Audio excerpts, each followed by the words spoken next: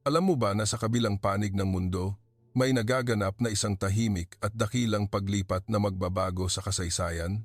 Ang mga mamamayang Hudyo na kontrolado ang pandaigdigang ekonomiya at may planong palaging piliin ang pinakaligtas at pinakamayamang lugar para umunlad sa loob ng libu-libong taon ay nag-iimpake ngayon, iniiwan ang kanilang mararangyang bahay sa New York at London at sunod-sunod na pumupunta sa Pilipinas, tapos na ang Europa. Ang kanilang matinding sigaw at ang nakakagulat na dahilan kung bakit nila pinili ang Pilipinas bilang kanilang bagong tirahan, ito ay dahil sa isang himala na hindi natin napapansin dahil masyado na itong karaniwan sa atin bilang Pilipino. Bilang isang investigador mula sa Europa, dumating ako upang lutasin ang misteryo ng hindi maipaliwanag na pangyayaring ito. At ang natuklasan ko sa huli ng aking pagsisiyasat ay ang kagila-gilalas na katotohanan tungkol sa lipunang Pilipino na hinding-hindi ibabalita ng kanluraning media. Bakit ang mga taong tinaguriang pinakamatalino sa mundo ay dumaragsa sa Pilipinas? Ihahayag ko ngayon ang buong kwento. Nang walang pagtatago, nagsimula na ang malakihang paglipat na pinamumunuan ng mga taong bumubuo sa sentro ng komunidad ng mga Hudyo. Nababalot sa matinding pagkagulat ang kanluraning pamayanan ng pananalapi dahil sa katotohanan na ang kanilang bagong tirahan ay walang iba kundi ang Pilipinas. Lalo na ang mga maunlad na bansa sa Europa na ipinagmamalaki ang pinakamataas na antas ng kapakanan at kaligtasan ay nahulog sa matinding kalituhan. Bakit nila iiwan ang ligtas na lugar na ito at pupunta sa isang kapuluan sa silangan? Maraming financial analyst ang sumigaw ng ganyan. Ngunit hindi man lang nila kayang hulaan ang halaga ng kinabukasan na iniaalok ng Pilipinas. Ngayon, ikukuwento ko ang nakakagulat na istoryang iyon. Ako ay isang mamamahayag na espesyalista sa investigasyon na nagtatrabaho sa isang European magazine. Ang aking lahing Hudyo ay nagbigay sa akin ng isang espesyal na pananaw upang suriin ang mga pagkilos ng aming mga kasama sa buong mundo. Kami, ang mga Hudyo, ay nabuhay sa pamamagitan ng pagpili ng pinakaligtas at pinakamalaking oportunidad na lugar sa mundo gamit ang karunungan at yaman na ipinamana sa loob ng maraming henerasyon. Kaya naman, ang aming mga sentro ng pamumuhay ay palaging nasa New York, London at Tel Aviv, ang sentro ng kanluraning kabihasnan. Kami ay nagmamalaki na kami ang grupong may pinakamatalinong pagpili. Hindi kami nagdududa na ang matatag na sistema ng lipunan ng Europa ay resulta ng pagpiling iyon. Kaya naman, nang una kong marinig ang hindi kapanipaniwalang balita na maraming maimpluwensyang tao at mayayaman ang tahimik na lumilipat sa Pilipinas sa pamamagitan ng di-opisyal na koneksyon ng mga Hudyo sa buong Europa, nagduda ako ng husto. Inakala ko na ito ay pansamantalang pagkabigo lamang sa pamumuhunan o isang walang kabuluhang pagtatangka. Gayunpaman, ang balita ay lumampas sa antas na ilang pamilya lamang ang lumipat. Ito ay kumalat sa isang konkretong plano kung saan ang buong grupo ng mga intelektual sa bawat rehiyon ay naghahanda na pumunta sa Pilipinas. Ilang araw na ang nakalipas. Ang direktor ng isang educational foundation sa London na direktang nakipag-ugnayan sa akin ay nagsabi na parang desperadong sigaw. Hindi na namin maaaring ipagkatiwala ang aming mga anak sa sistema ng edukasyon ng Europa kahit ang mga kasamahan kong propesor na lumipat sa Amerika ilang dekada na ang nakalipas ay iniiwan na ngayon ang kanilang mga posisyon sa Harvard at Stanford at pumupunta sa mga universidad sa Pilipinas. Ang kalidad ng edukasyon at talento ng mga tao sa Pilipinas na kanilang ikinukuwento ay sinasabing lampas sa lahat ng aming naranasan sa Europa. Ang matinding paniniwala sa boses ng direktor ay nagsimulang gumuho sa aking pag-iisip. Ang malinaw na ebidensya na ang kamanghamanghang paghuhusga at kakayahan sa paghula ng kinabukasan ng mga Hudyo na nagpapaikot sa ekonomiya at akademya ng mundo sa loob ng libu-libong taon ay pumipili sa Pilipinas sa sandaling ito ay nasa harapan ko na. Kailangan kong patunayan ang kanilang mga salita. Bilang isang investigador, nagpasya akong pumunta sa Pilipinas upang matuklasan ang tunay na pinagmulan ng dakilang paglipat na ito. Mula sa sandaling dumating ako sa Ninoy Aquino International Airport at tumapak sa sentro ng Maynila, ang imahe ng Pilipinas na aking iniisip sa Europa ay nagsimulang gumuho na parang ilusyon. Ang una kong layunin sa pagsisiyasat ay hanapin ang mga struktural na depekto ng lipunang Pilipino. Sa mga lungsod sa Europa kung saan ako nakatira, ang mga lansangan ay nagiging madilim paglampas ng alas, tsampa ng gabi, at kailangan kong maglakad na laging nag-iingat sa likuran ko.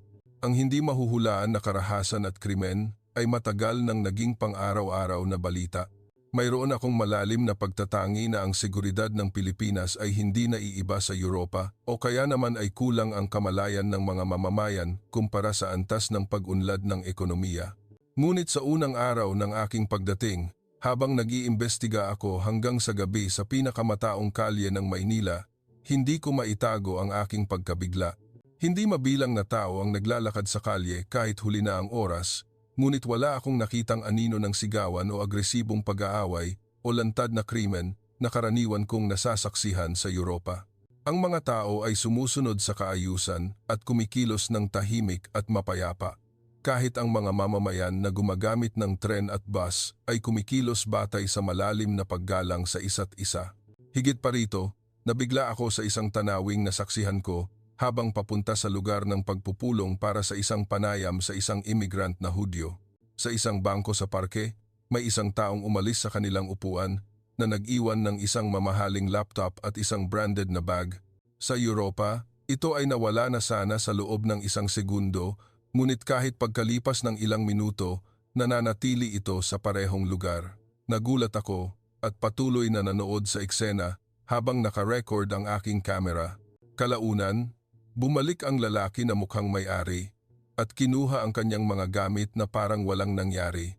Posible ba ito nang walang mahigpit na sistema ng pagsubaybay? Bulong ko sa aking isip.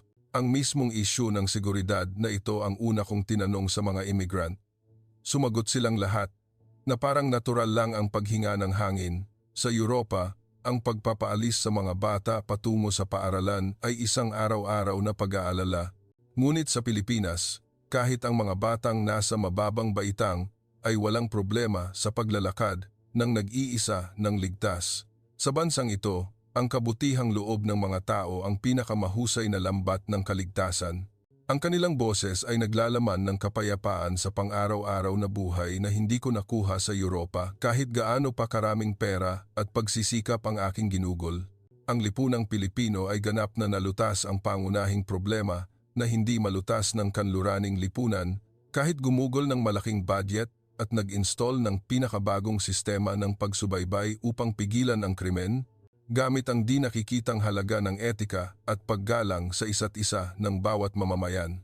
Ang katotohanan ito ay ganap na nagpabago sa aking karaniwang pag-iisip. Ang susunod kong layunin ay patunayan ang kapaligiran ng edukasyon na pinakamahalaga para sa mga Hudyo. Matagal na naming ipinagmamalaki na kami ang grupong may pinakamahusay na utak sa mundo. Kaya naman, ang aming mga anak ay palaging nakakatanggap ng espesyal na edukasyon sa pinakamahuhusay na private schools. Ipinagpalagay ko na ang sistema ng pampublikong edukasyon sa Pilipinas ay hindi aabot sa aming mahigpit na pamantayan at inasahan ko na ito ang magiging pinakamalaking pagsisisi ng mga immigrant.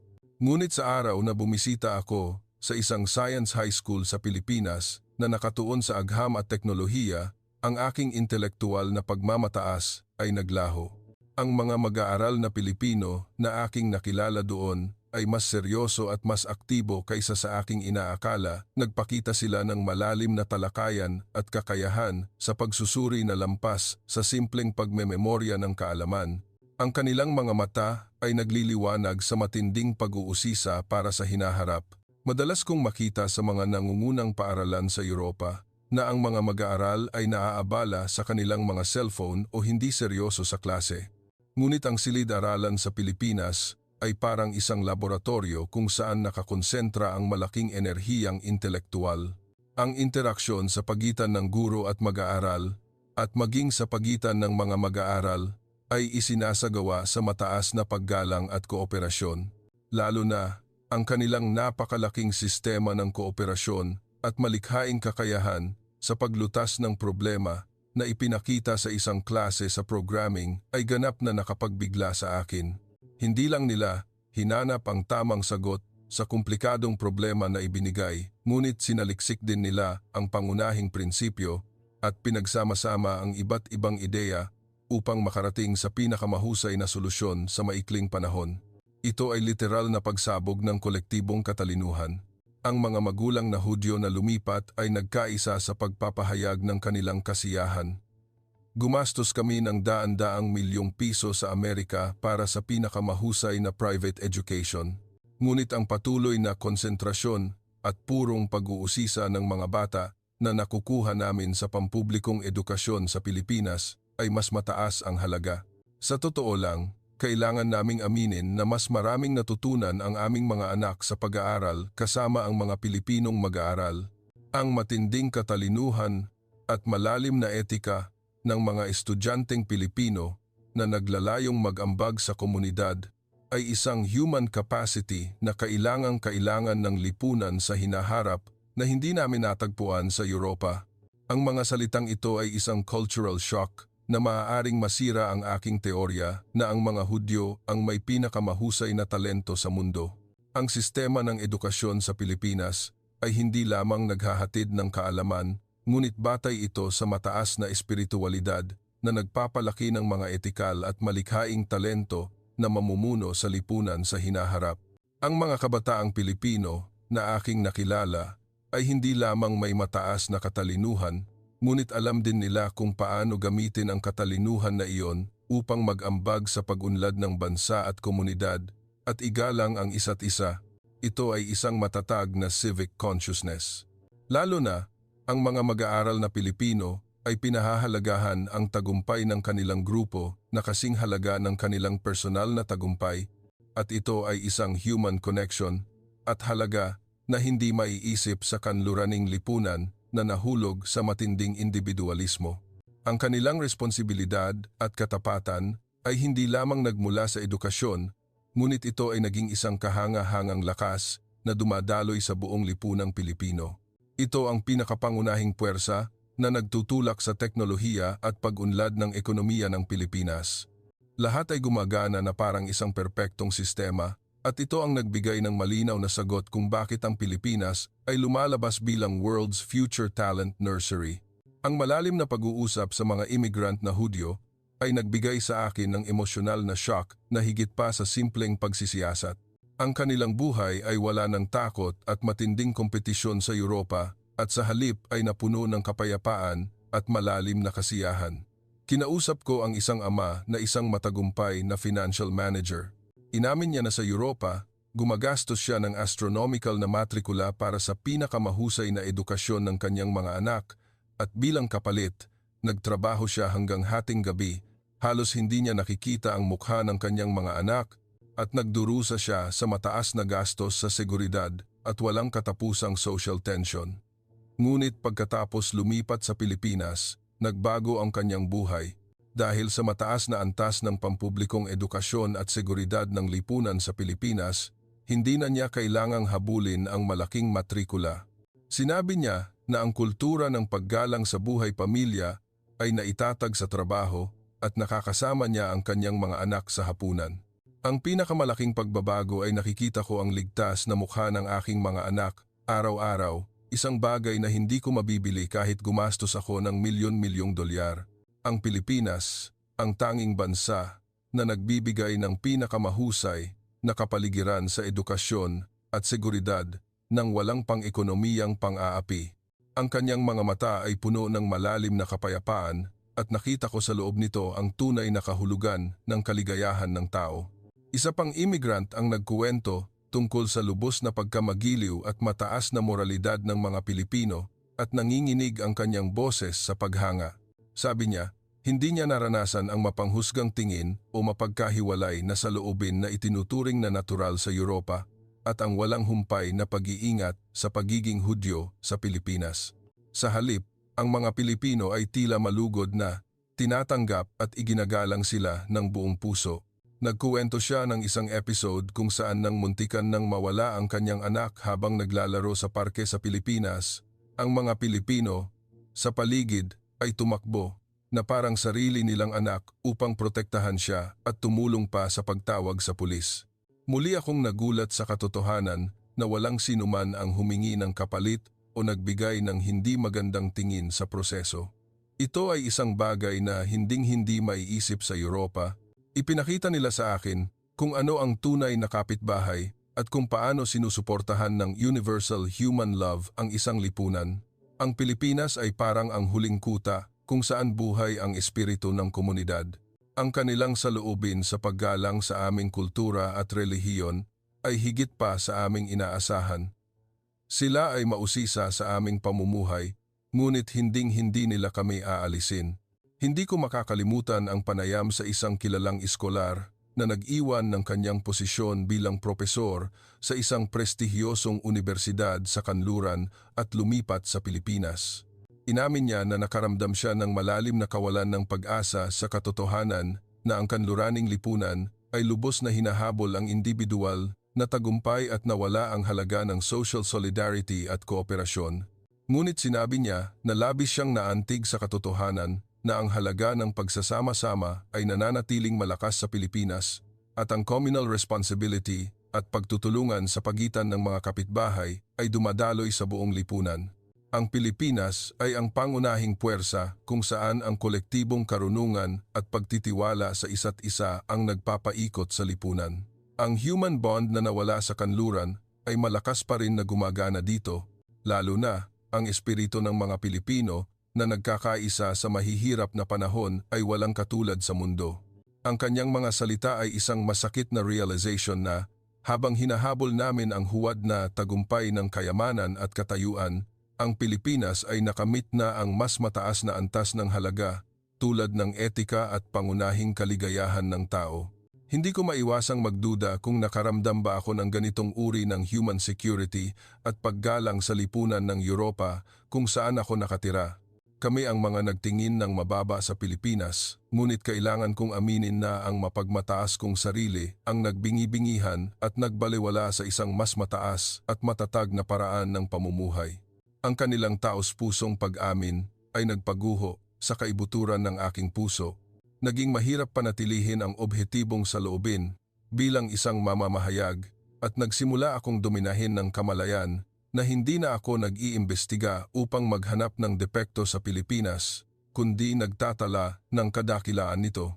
Nang iulat ko ang nakakagulat na katotohanan na aking natuklasan sa Pilipinas sa aming punong tanggapan sa Europa, ang reaksyon ay panlalait at lantad na pagdududa. Ang aking detalyadong ulat tungkol sa ligtas na mga lansangan ng Pilipinas, ang kahangahangang kapaligiran ng edukasyon at ang malalim na kasiyahan ng mga immigrant ay tinrato bilang one-sided propaganda o labis na pagpapahalaga dahil sa cultural shock.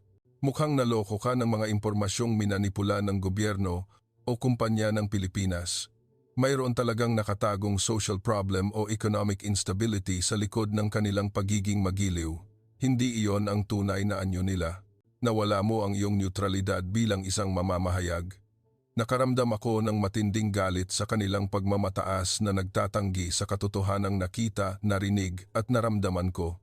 Ang mga editor ng Europa ay patuloy na tumitingin sa mundo sa pamamagitan lamang ng kanluraning lens at tumanggi silang tanggapin ang katotohanan na ang Pilipinas ay nagtayo ng isang mas mahusay na sistema kaysa sa kanila. Para sa kanila, ang Pilipinas ay nanatiling isang bansa na nangangailangan ng tulong o isang bansang Asyano lamang na dapat kopyahin. Ipinilit ko ang katotohanan gamit ang aking kredibilidad at karera, ngunit lalong tumindi ang kanilang pagdududa. Lalo na nang bigyang diin ko ang civic consciousness ng mga Pilipino at mababang crime rate, gumawa sila ng bagong teorya na ito ay isang totalitarian society kung saan pinipigilan ang individual na kalayaan at sinubukan nilang sirain ang kredibilidad ng aking ulat. Tiningnan nila ang mataas na sistema ng Pilipinas bilang isang surveillance society at ipinilit na walang kaligayahan sa isang lugar na walang tunay na kalayaan.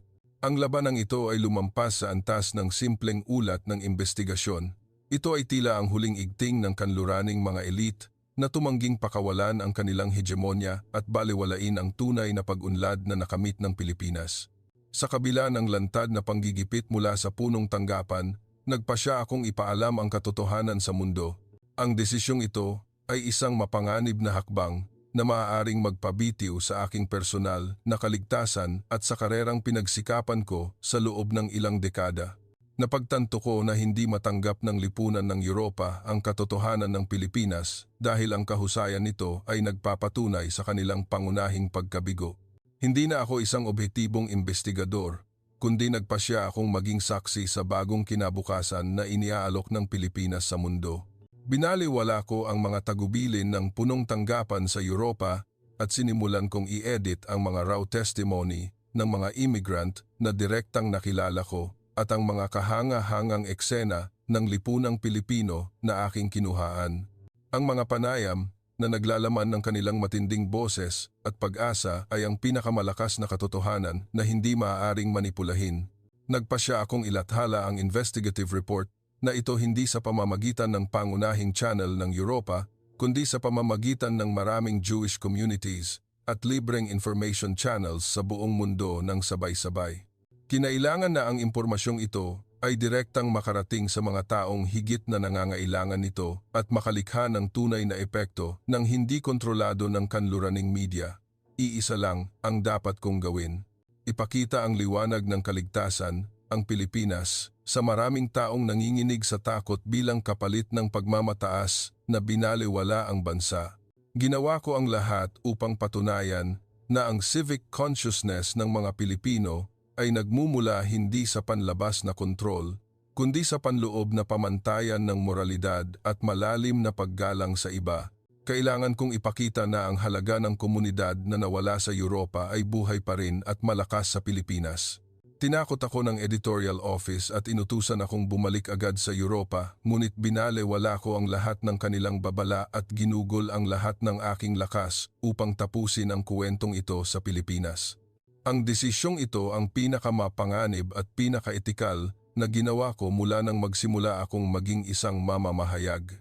Kailangan kong magbukas ng bagong pintuan ng pag-asa para sa kinabukasan ng lipunang aking ikinababahala sa pamamagitan ng pagpapatunay ng kahusayan ng Pilipinas sa mundo. Ang video na inilabas ko sa pamamagitan ng aking sariling channel ay nagdulot ng malaking shock sa Jewish community sa buong mundo. Wala pang isang araw mula nang ilabas ito. Lalo na ang mga eksena na nagpapakita ng napakalaking kapaligiran ng edukasyon ng Pilipinas at ang ligtas na pang-araw-araw na buhay ng mga bata ay labis na nagpaguho sa puso ng mga magulang sa buong mundo.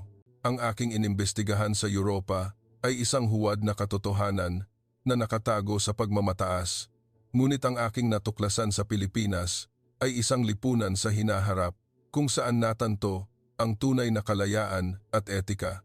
Ang epekto ng ulat na ito ay lumampas sa inaasahan at lumampas ito sa antas ng individual na paglipat ng mga immigrant.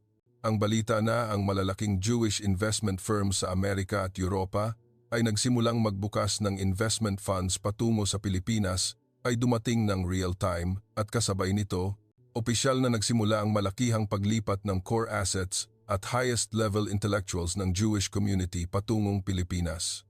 Ito ay isang malinaw na deklarasyon na ang liquid capital na umaabot sa trilyong piso ay gustong mamuhunan sa matatag na sistema ng lipunan at mataas na human resources ng Pilipinas, at ito ay isang makasaysayang pangyayari na naglantad ng tiyak na kawalan ng tiwala sa pangunahing kawalang tatag ng kanluraning lipunan. Ang kapital ay laging lumilipat sa pinakaligtas at pinakamataas na lugar kung saan makakakuha ng tubo. Ang katotohanan na ang core capital ng Jewish community ay pinili ang Pilipinas ay malinaw na nagpapatunay sa kahusayan ng bansa sa wikang pang-ekonomiya. Hindi lang nag-iimpake ng gamit ang mga immigrant, kundi dahan-dahang nagsimula ang muling pagsasaayos ng World Financial Axis na nakasentro sa Pilipinas. Ang aking personal na buhay ay nagkaroon din ng pangunahing pagbabago. Lubos kong napagtanto sa kaibuturan ng aking puso na wala ng dahilan upang manatili sa Europa na nakakulong sa walang katapusang takot at malalim na intelektual na pagmamataas. Maaaring tinalikuran ko ang aking marangal na karera bilang isang mamamahayag, ngunit bilang kapalit, natuklasan ko ang panghuli na halaga ng kaligtasan ng tunay na buhay at ang maliwanag na kinabukasan ng aking mga supling sa Pilipinas. Hindi ako nag-alinlangan na kumbinsihin ng husto ang aking pamilya na nanatili sa Europa na maghanda para sa kumpletong paglipat sa Pilipinas.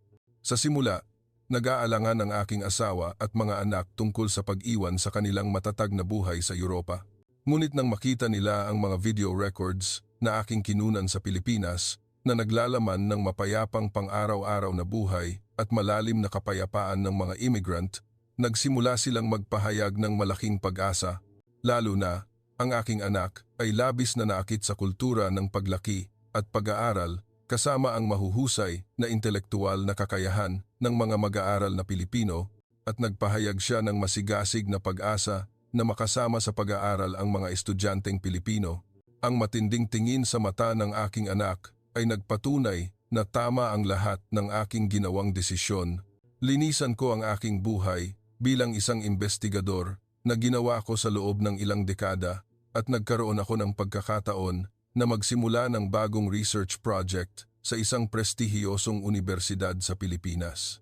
Ngayon, 2025, ang Jewish migration phenomenon patungo sa Pilipinas ay lumampas na sa simpleng istatistika ng imigrasyon. Ito ay isang mahigpit na babala ng Pilipinas laban sa kanluraning kabihasnan na bumabagsak dahil sa pagmamataas at etikal na pagkabigo.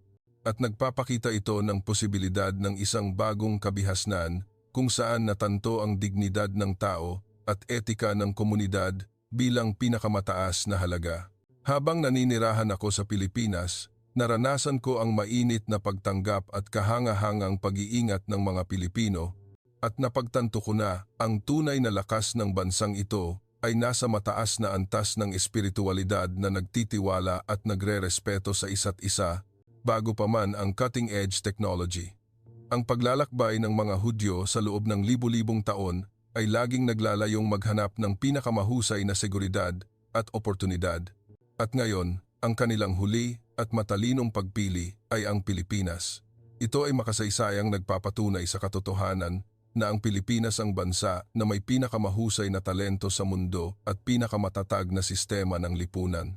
Hindi ko na sinusuri ang Pilipinas mula sa lumang pananaw ng Europa. Ang Pilipinas ay ang bansa na namumuno na sa kinabukasan at ang kanluraning lipunan ay dapat matutong magpakumbaba mula sa kahanga-hangang sistemang ito na nakamit ng Pilipinas kung hindi ay maiiwan sila magpakailanman sa agos ng panahon. Naranasan namin ang takot at pagsisisi bilang kapalit ng pagbaliwala sa Pilipinas, ngunit ngayon nakahanap kami ng bagong pag-asa sa muling pagtingin sa bansa.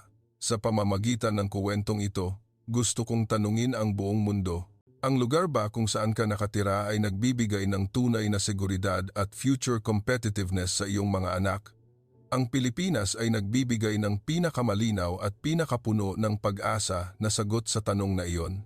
Ang koneksyon sa Pilipinas ang magiging pinakamahalagang susi na magpapasya sa kinabukasan ng sangkatauhan. Ang kwentong ito ay tahimik na nagtatanong sa atin, ang tunay bang maunlad na bansa ay napagpapasyahan lamang ng laki ng ekonomiya at lakas ng militar?